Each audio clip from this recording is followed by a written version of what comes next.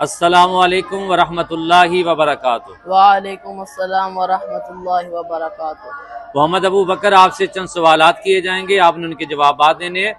سورہ آل عمران کی آیت نمبر 20 میں اللہ تعالیٰ نے اپنے محبوب سے فرمایا فَإِنَّمَا عَلَيْكَ الْبَلَاغُ، اس کا کیا مطلب ہے؟ اس کا مطلب ہے کہ اے محبوب آپ کی ذمہ داری صرف اللہ کا حکم پہنچانا ہے، باقی معاملہ آپ اللہ پر چھوڑ دیں۔ Very good. سورہ آل عمران کی آیت نمبر 21 میں بنی اسرائیل کے 3 جرم بیان کیے گئے، وہ کون سے تھے؟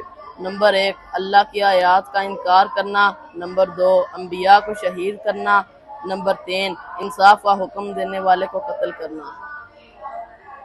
کتنے انبیاء کو ایک ہی بار میں بنی اسرائیل نے شہید کر دیا؟ 43 انبیاء کو شہید کر دیا۔ انبیاء کرام کی بے ادبی کے بارے میں شرعی حکم کیا ہے؟ انبیاء کی بے ادبی کفر ہے۔ بنی اسرائیل کو بنی اسرائیل کیوں کہا جاتا ہے؟ اسرائیل حضرت یعقوب علیہ السلام کا لقب تھا، ان کے 12 بیٹے تھے، جو ان کی اولاد ہوئی ان کو بنی اسرائیل کہا جانے لگا۔ اسرائیل کا معنی کیا ہے؟ یہ 2 لفظ کا مرکب ہے، اسرا اور ایل، اس کا معنی ہے اللہ کا بندہ۔ قرآن مجید میں ان کا ذکر کثرت سے کیوں ہوا؟ ان کی چند وجوہات ہے۔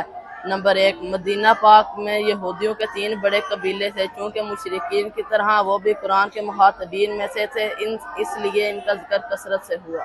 دوسری بات بنی اسرائیل کی طرف ہزاروں کی تعداد میں انبیاء تشریف لائے، کثرت انبیاء کی وجہ سے زیادہ ذکر ہوا۔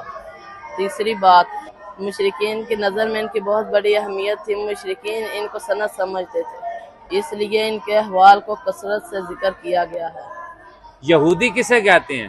دین موسوی کے پیروکار، یعنی موسیٰ علیہ السلام کے پیروکار۔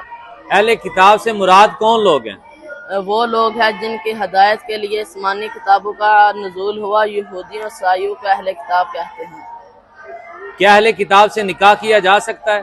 فی زمانہ مسلمان کا اہل کتاب سے نکاح کرنا حرام و ناجائز ہے، کیونکہ یہود و نصارہ کی بڑی تعداد دہریت کی طرف مائل ہے۔ ماشاءاللہ، بہت اچھے جواب دیے آپ۔